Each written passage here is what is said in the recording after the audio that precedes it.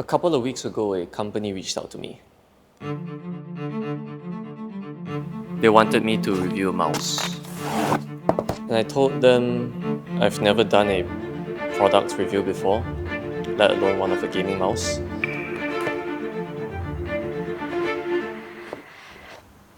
I said yes anyway.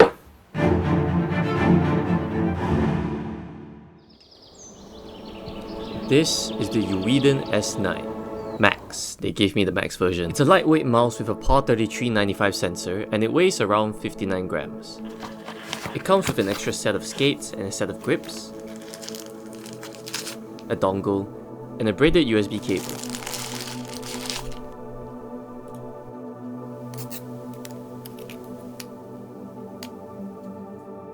Okay, now before we start, let me just show you what I'm currently using.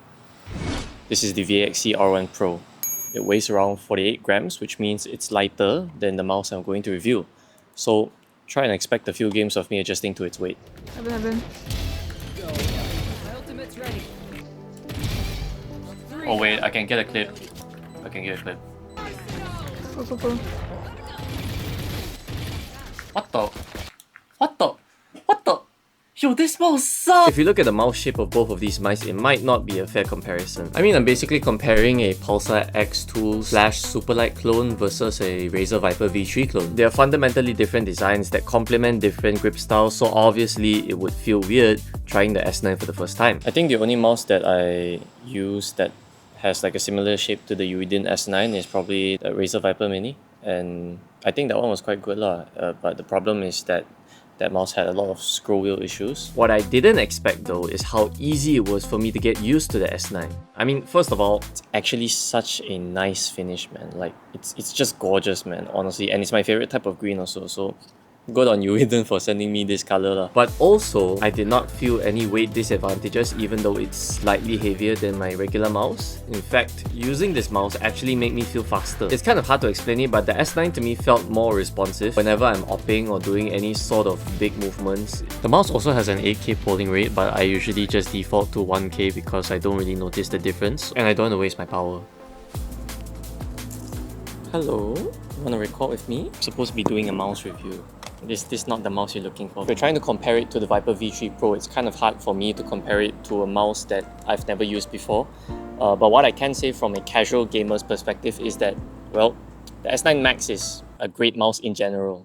Like, not even comparing it to its premium competitors, I think it's a great mouse. Obviously, the Viper V3 Pro will have a lot of advantages over the S9 Max, but to me, I wouldn't really justify spending 600 ringgit over something that you can get for around 240 ringgit. Yes, if you do spend that kind of money for the Viper V3, you will get a somewhat better experience. But I think if you don't even know what kind of mouse shape is correct for you, then you should probably do what I do and just get like the budget version of all of those premium mice and just try them out for yourself and see whether it's like worth investing, you know, for the long term.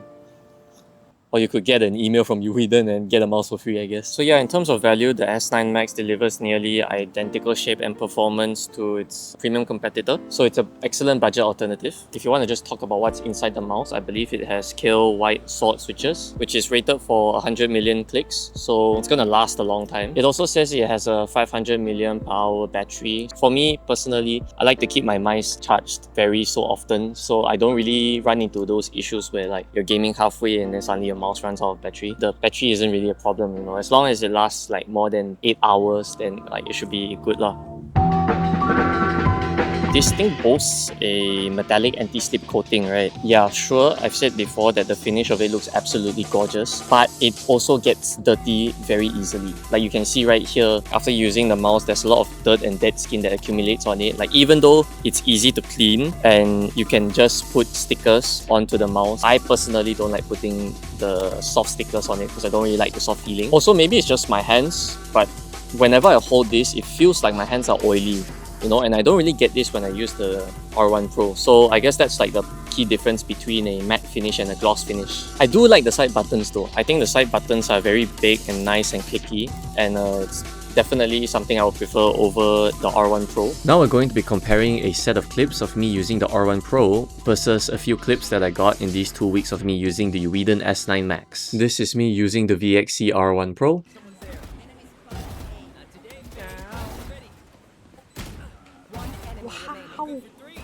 Nice, one more. Nice. Remaining. And this is me using the EWEADN S9 Max.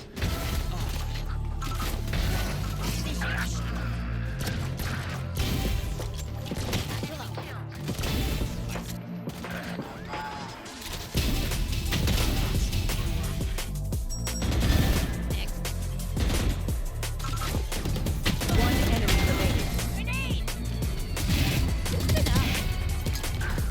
One enemy remaining.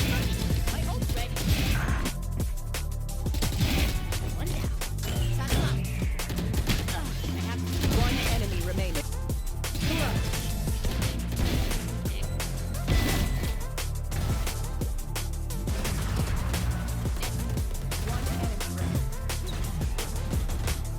Gotta be like me, watch this one.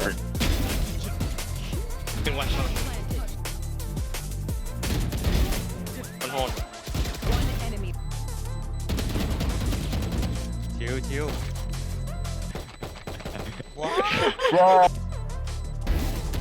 One enemy remaining. Up.